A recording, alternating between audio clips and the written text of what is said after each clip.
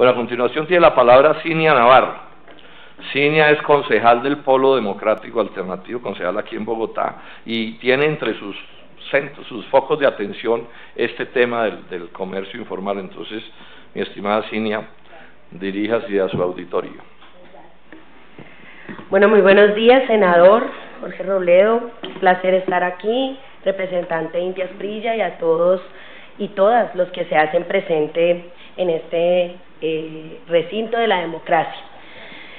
Definitivamente el tema de las ventas informales ha sido una de mis preocupaciones en todo este quehacer político durante más de 15 años en distintos escenarios.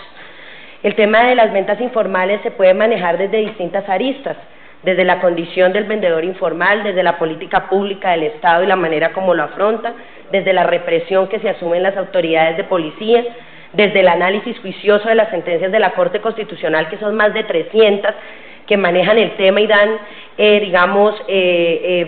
decisiones perentorias para las distintas autoridades administrativas.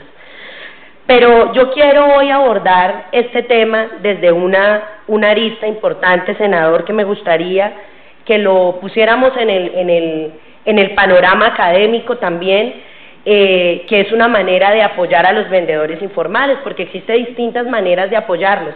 Pero yo creo que cuando nosotros subimos el nivel académico de este tema, podemos también lograr que los distintos sectores que conocen el tema, como el académico, el compañero César Giraldo, que ahorita nos hace una intervención tan importante, es sobre el siguiente punto.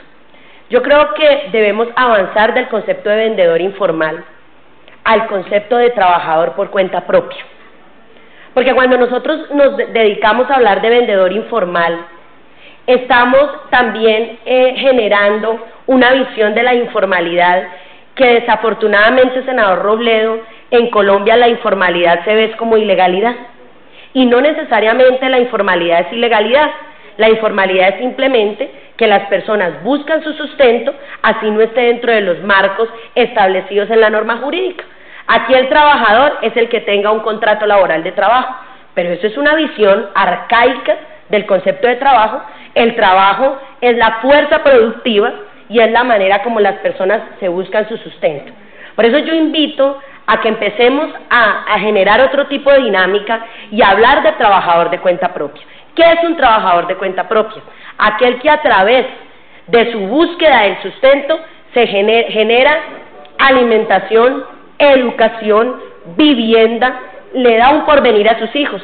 Yo conozco vendedoras informales, trabajadoras por cuenta propia, que me han dicho: mi interés no es tener un contrato de trabajo, mi interés no es ganar un mínimo con prestaciones, mi interés es ser una comerciante y a través de este comercio brindarle a mi familia una vida distinta a la que yo por las circunstancias de la vida tuve que vivir. Y eso significa que si nosotros le damos la categoría de trabajadores por cuenta propia, significa que ahí la responsabilidad es del Estado. Si los trabajadores por cuenta propia que trabajan en el espacio público están brindándole al Estado las facilidades que el Estado no le pudo dar a ustedes. Los trabajadores por cuenta propia se apropian de una parte del espacio público y le dice al Estado: ya que ustedes no fueron capaces, Estado, de brindarme ningún tipo de solución a mi situación, yo reemplazo al Estado de mi condición. Y reemplacé al Estado porque usted no me dio trabajo, usted no me dio prestaciones, usted no me dio educación, y aún así estoy viviendo dignamente con mucho más que un salario mínimo y con a veces más que los que ganan prestaciones sociales. Por eso el Estado, en lugar de reprimirlos, lo que debe es premiarlos, y lo que debe es mirar la manera como, de una manera coherente, de una manera absolutamente técnica, ustedes han logrado pasar por encima de la marginalidad que les propone el Estado.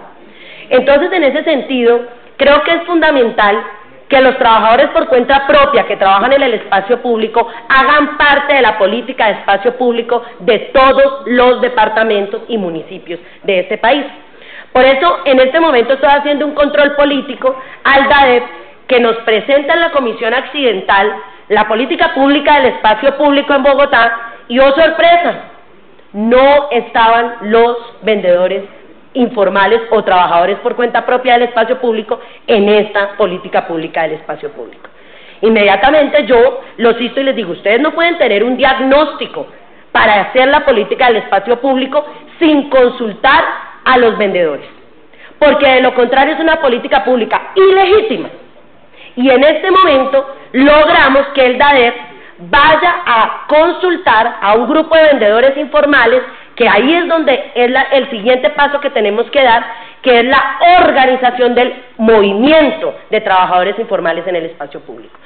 Esa represión, esa persecución y esa invisibilización que tienen de los vendedores informales, lo hacen también para que ustedes no se unan, para que hayan sentimientos de división entre ustedes mismos, y eso es un grave problema. Aquí es muy importante la organización, senador Robledo, del grupo de vendedores informales o de trabajadores por cuenta propia, para que en ese gran llamado que va a hacer el distrito, logremos que en la política pública, el espacio público, se incluya los vendedores informales con un diagnóstico, no después de que los hayan levantado, un diagnóstico con ustedes en los andenes, para que de esa manera el espacio público sea un espacio público incluyente.